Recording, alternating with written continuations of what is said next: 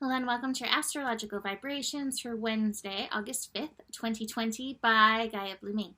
I am Mimi and our energy mantra for today is the revolution starts in the heart. And today, we're actually, as I record this, about a half an hour out from Mercury moving into the sign of Leo. So bringing us more heartfelt energies, some love consciousness to tune into. And speaking of love consciousness, lots of love, prayers to the people of Lebanon.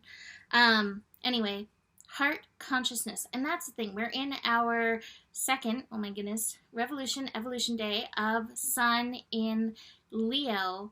And so it's really important as we go through these shifts and changes, and especially as we go through what is kind of a traumatic year, very tempestuous, challenging on so many layers, to see if we can keep coming back into that love vibration, loving on ourselves and loving on others, knowing that we're all struggling through this, and to whatever degree or level, doing the best we can with the consciousness level that we are at. So just keeping that in mind and showing up in love. It's really funny.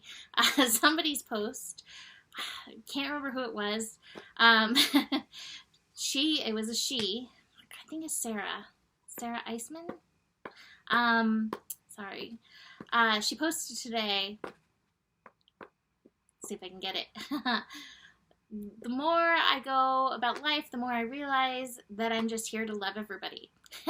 And the second part is, even if I don't trust them. And I was like, oh wow, that's really interesting, because that's very real. There's a lot of people who I may not necessarily trust, but can I hold that good, loving place for them? Whether I don't trust them or don't agree with them, frustrated by them. So keep that in mind. Mercury in Leo, bringing our consciousness back to love.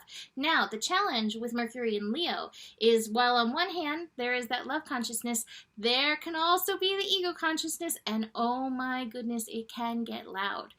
Especially when it thinks that it's saving your life, which is not necessarily a bad thing, right?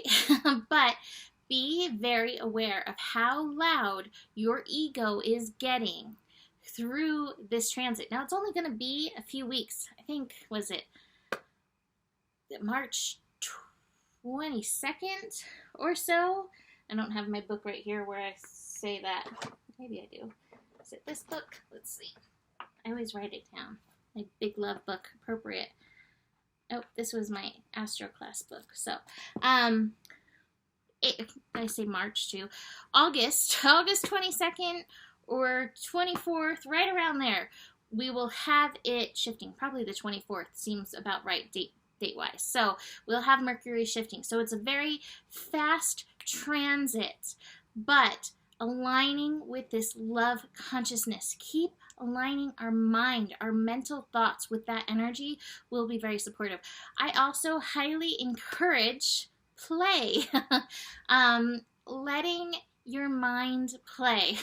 Before I did the video, I went on Snapchat and was flipping through the filters and took a snap of myself as a frog, which I posted on Instagram because it was fun. So, aligning with that playful vibration. The world needs our innocence. The world needs us in our heart. That is where the revolution that we really want, that's where it starts. That's where freedom is, in allowing ourselves to do and be that energy. So, keep that in mind for the next 3 weeks, to hold that energy, hold that space. Besides that, we also just had the moon shift into Pisces. So, 2 levels of things with strong Leo energy and Pisces. Drama can definitely be a thing. So, like I said, letting your inner drama king or queen come out, it's the same thing. We've got to let these energies out. We got to be able to also laugh at them, have fun with them, rather than stuffing them. So be aware of that energy, but also beyond drama, major heightened imagination. So watch over the next 2.5 days as your imagination kicks in, turns on.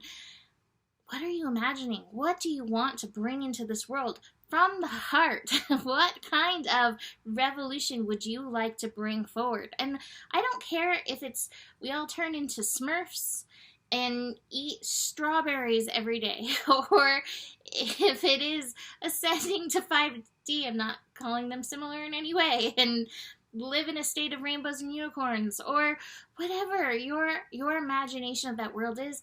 Bring that in. Bring in those energies that make you smile, that make you laugh, that make you giggle, and be like, that would be fun. Fun, fun, fun, fun, fun. So aligning that with our imagination. We have the moon connecting to Uranus energy.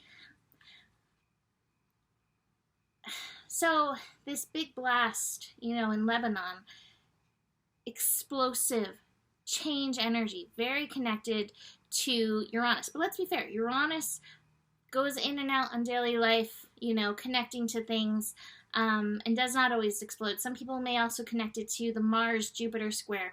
There's so many different energies that it could connect into. But that Uranus energy, it is implementing change. So as we connect with this moon in Pisces to Uranus and Taurus, which Uranus and Taurus can implement change on the actual earthly field. Again, what is it that you're wanting to create? Holding space for that. The Uranus in Virgo piece, what is it that you value? Holding space for that. Keep that in mind with that energy.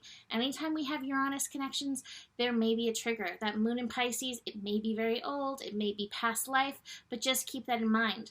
Also, aligning with the change vibration, we have Venus aligning with the North Node.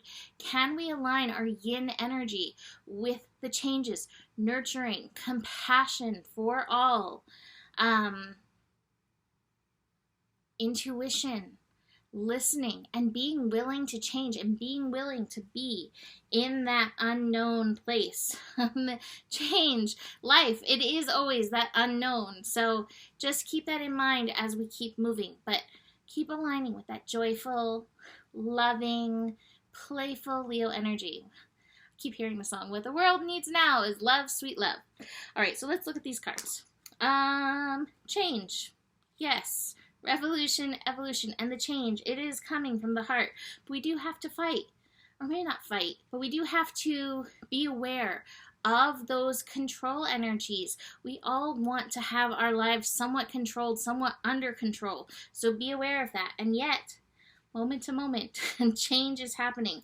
Shift is happening. Expansion is happening.